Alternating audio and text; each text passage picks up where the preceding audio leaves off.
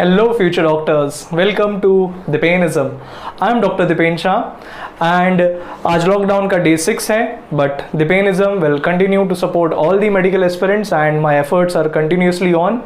And आज हम लोग एक बहुत ही इंपॉर्टेंट कॉन्सेप्ट का डिस्कशन करने वाले हैं that is about the floral formula and floral diagrams.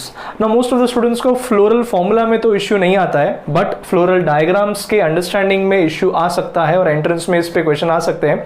सो हम लोग आज दोनों को ही डिटेल में डिस्कस कर लेंगे. And as you can see पूरा बोर्ड मैंने ब्लू से ही नोट डाउन किया है, ब्लू मार्कर से ही, because that is only colour option that I have left now.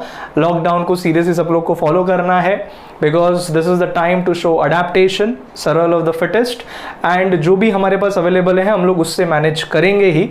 And जो भी कहीं पे कुछ इंपॉर्टेंट की पॉइंट्स आएंगे तो मैं मेंशन करते जाऊंगा इंपॉर्टेंट की पॉइंट्स को. तो let's start now with the discussion about first the floral formula. Now floral formula जो होता है that is the symbolic representation of all the members of the flower. And उसमें कुछ एडिशनल हम लोग को इंफॉर्मेशन में मिलता है by using the floral formula. So बार बार हम लोग को पूरे फ्लावर का डिस्क्रिप्शन ना लिखना पड़े इसके लिए हम लोग बॉटनी में ये फ्लोरल सिंबल्स को यूज करते हैं and we describe them as floral formula. तो सिंबल्स में फर्स्ट सिंबल जो हम लोग ले रहे हैं that is B R. Now B R stands for bracteate flower. Bract क्या है ये सब मैंने प्रीवियस बहुत सारे वीडियोस में डिस्कस किया है. आप लोग को ये सब वीडियोस पहले देखना पड़ेगा तभी जाके ये सब फास्ट आप लोग कैच कर पाओगे. So bract is bracteate flower अगर बी आर का रिप्रेजेंटेशन है, और अगर ब्रैक्ट नहीं है then we call it as a ebracteate flower. So B R and E B R the two symbols जो फ्लावर में हो सकता है. फिर सर्कल और उसके अंदर plus sign. This symbol represents के एक तरह से सिमेट्री जो है that is a radial symmetry in the flower which is known as actinomorphic flower. तो अगर ऐसा सिंबल हुआ then we call it as actinomorphic flower that is radial symmetry. फिर ऐसा परसेंटेज वाला सिंबल हो या फिर सर्कल के अंदर एक सिंगल लाइन हो या फिर डिवीजन जैसा सिंबल हो तो इसको हम लोग बोलते हैं एज अ बायलैटरल सिमेट्री जिसको हम लोग बोलते हैं एज अ जाइगोमॉर्फिक फ्लावर. तो एक्टिनोमॉर्फिक के लिए सर्कल के अंदर प्लस सिंबल और परसेंटेज जैसा सिंबल हो तो जाइगोमॉर्फिक फ्लावर.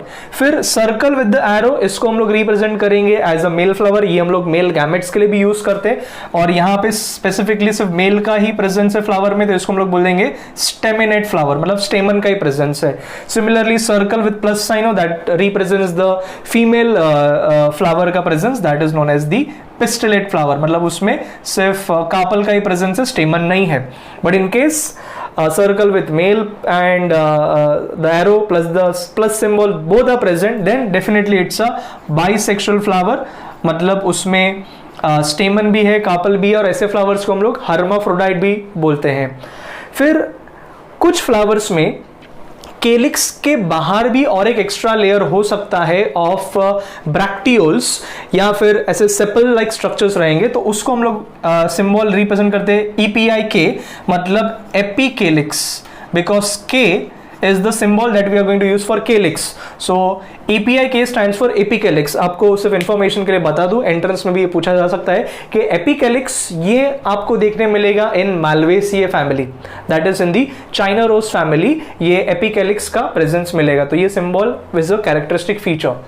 फिर जो आउटर मोस्ट फ्लोरल वर्ल होता है that outer most whorl is known as the calyx. तो केलिक्स के लिए हम लोग सिंबल लेते हैं के एंड कोरोला के लिए देते हैं C. Now since calyx and corolla दोनों ही सी से चालू होते हैं, कंफ्यूजन ना हो इसके लिए केलिक्स के लिए के लिया गया है instead of C and corolla के लिए सी लिया गया है. नाउ केलिक्स जो मेंशन किया है उसके जो इंडिविजुअल मेंबर सेपल्स होंगे वो कितने मेंबर से तो उसका एक क्वांटिटी या नंबर मेंशन किया रहेगा इन डिजिट्स. तो के विथ एन.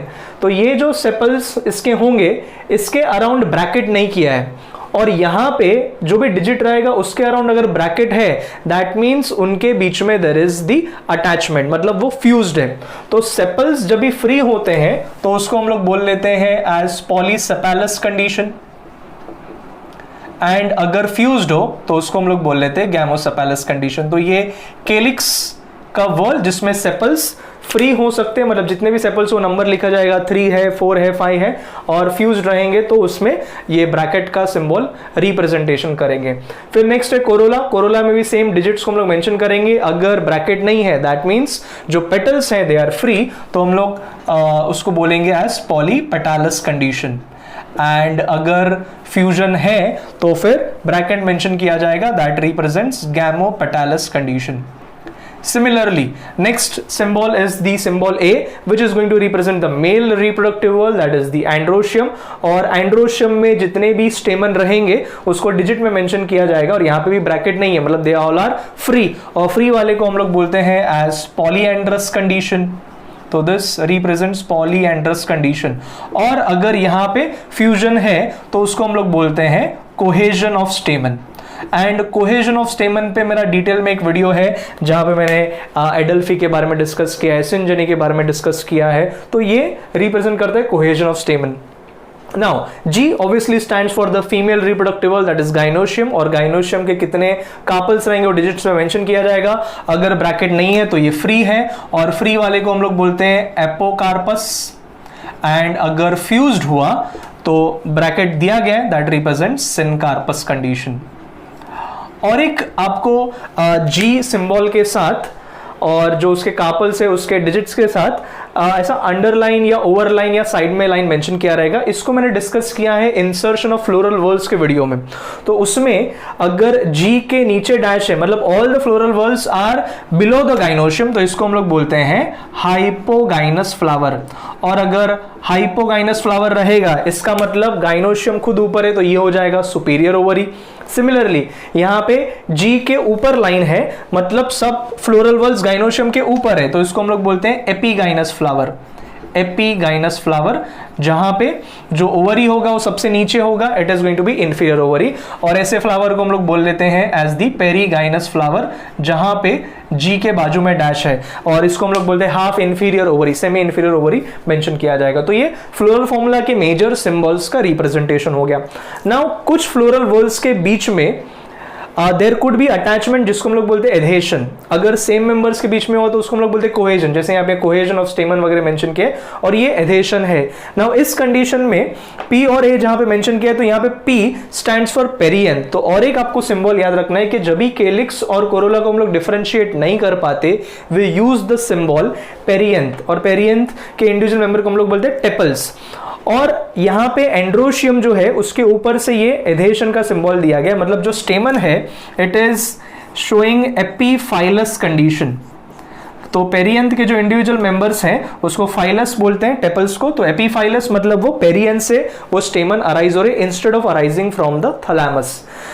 और ये एपीफाइलस कंडीशन हम लोग को लिलिएसिए फैमिली में देखने मिलता है। सेम है यहाँ पे जो एंड्रोशियम है उसका लाइन जा रहा है अप टू द कोरोला, मतलब यहाँ पे स्टेमन जो है that is arising from the petals, तो इसको हम लोग बोलेंगे एज द एपीपेटालस स्टेमन। तो that is the epipetalous stamen या एपीपेटालस कंडीशन। ये हम लोग को देखने मिलता है इन मालवेसिए फैमिली या फिर इवन इन सोलिनेसिए फैमिली में ये देखने मिलता है, पोटैटो फैमिली में। और अगर एंड्रोशियम का अटैचमेंट गाइनोशियम से हुआ तो इसको हम लोग बोलते हैं एज गाइनेंड्रस कंडीशन। गाइनेंड्रस कंडीशन देखने मिलता है इन कैलाट्रोपस या फिर एरिस्टोलोशिया। तो ये सब मेनली सिंबल्स का रिप्रेजेंटेशन हो गया। Coming to the very challenging part, that is the floral diagrams. Now floral diagrams में एक तो आपको पता होना चाहिए side determination. Okay, now side determination के पहले जो एक सर्कल या डॉट रिप्रेजेंट किया जाता है टॉप में, इसको हम लोग बोलते हैं as the mother axis. It is the mother axis. बहुत ही कम स्टूडेंट्स को पता रहेगा कि ऐसा एक रिप्रेजेंटेशन किया जाता है जो मदर एक्सिस को रिप्रेजेंट करते हैं। नाउ अंडरस्टैंड स्टूडेंट्स के ये जो मदर एक्सिस है this is not the flower axis, this is the stem axis.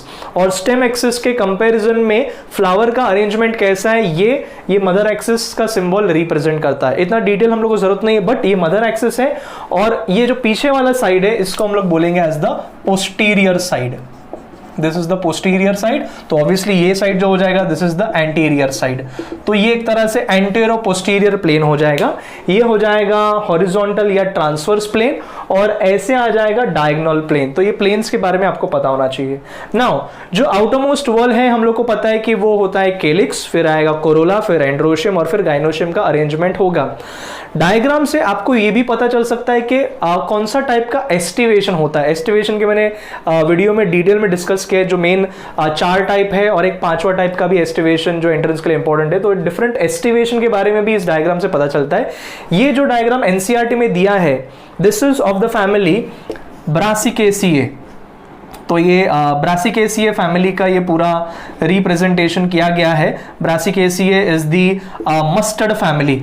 तो उन लोगों ने ये डायग्राम दिया है एंड उसके फ्लोरल फॉर्मूला का रिप्रेजेंटेशन किया है, बट उसको डिटेल में डिस्कस नहीं किया है। तो इस पे से एंट्रेंस में क्वेश्चन आ सकते हैं। तो मैं ये पार्ट भी कवर कर लूंगा where I am going to discuss कि क्या क्या डायग्राम का इंटरप्रिटेशन निकल के आता है।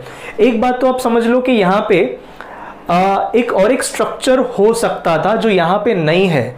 अगर वो स्ट्रक्चर यहाँ पे ऐसा होता, एक extra on the anterior side, तो उस स्ट्रक्चर को हम लोग बोल लेते थे एज ब्रैक्टिएट। बट सिंस इस डायग्राम में ये स्ट्रक्चर प्रेजेंट ऐसा नहीं है outside the outer most whorl of calyx, मतलब मैं यहाँ पे लिखूंगा EBR, that means it's a ebracteate flower seen in brassicaceae family, mustard family, EBR।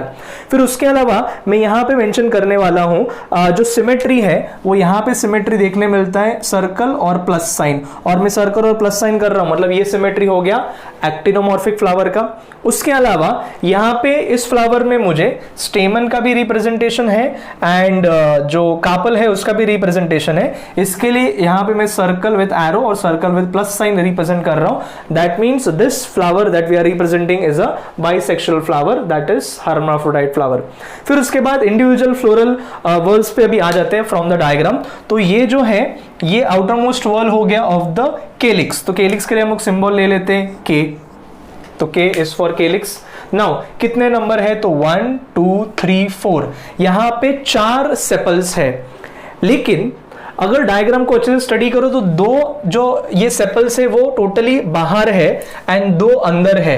मतलब यहाँ पे ये अरेंजमेंट जो है दैट इज ऑफ 2+2, 2+2 का अरेंजमेंट है, और कोई भी एक दूसरे से अटैच नहीं हो रहा है, इसीलिए मैंने यहाँ पे ब्रैकेट्स नहीं डाले, जैसा यहाँ पे ये ब्रैकेट में रिप्रेजेंट किया। तो ये जो है दिस इज द पॉलीसेपेलस कंडीशन। तो 4 सेपल्स है बट 2-2 के अरेंजमेंट में है, और ऐसा टाइप का एस्टिवेशन जो है इसको बोलते हैं एज इम्ब्रिकेट एस्टिवेशन। तो याद रखना है ब्रासिकेसिए में इम्ब्रिकेट एस्टिवेशन है ऑफ दी सेपल्स, ये पेटल्स का नहीं, ये सेपल्स का है।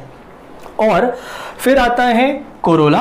कोरोला के भी मेंबर्स देखोगे तो 1 2 3 4, मतलब यहाँ पे 4 पेटल्स हैं और ऑलमोस्ट उनका मार्जिन कांटेक्ट में है। तो 4 पेटल्स हैं और पेटल्स कोई भी एक दूसरे से अटैच नहीं हो रहा है, फ्री है, मतलब ये पॉलीपेटालस कंडीशन है।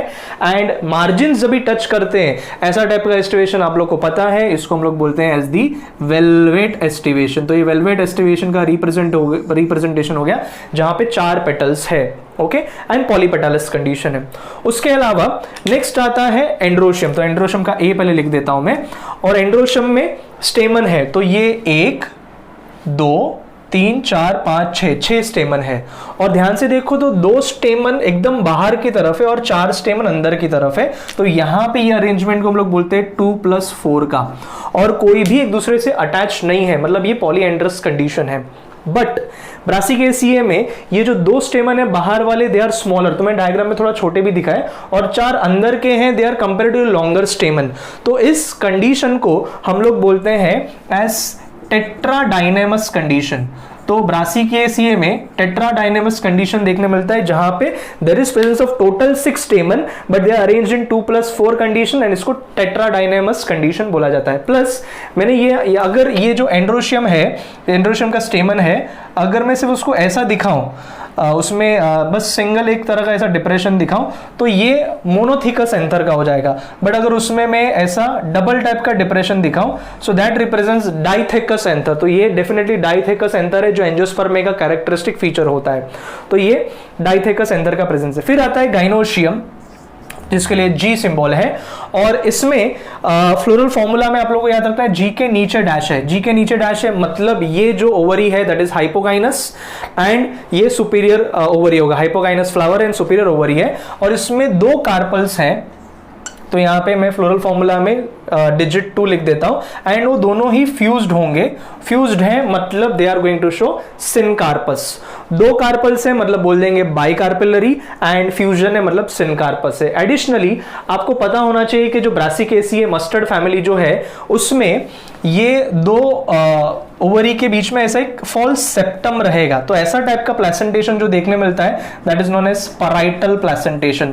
मैंने प्लेसेंटेशन भी डिस्कस किया है एक वीडियो में, जहां मैंने बोला था माँ बाप को भूलना मत, उनको लाइफ का सेंटर बना लो। तो माँ बाप से marginal, basal, axile, parietal, free central या सेंट्रल एंड सुपरफिशियल टाइप का प्लेसेंटेशन, तो ये पूरा डिटेल में डिस्कशन किया। तो यहाँ पे ब्रासिकेसिए में there is parietal placentation which is seen, जहां पे फॉल्स सेप्टम का अरेंजमेंट है। तो ये मैंने इस एनसीईआरटी के सीबीएसई टेक्स्ट में जो डायग्राम दिया उसका रिप्रेजेंटेशन भी कर दिया एंड उसका इंटरप्रिटेशन जो रहेगा वो भी मैंने डिस्कस कर लिया।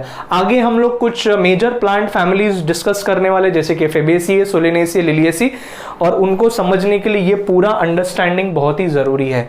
सो stay tuned for my further videos. That's all from the पेनिज्म।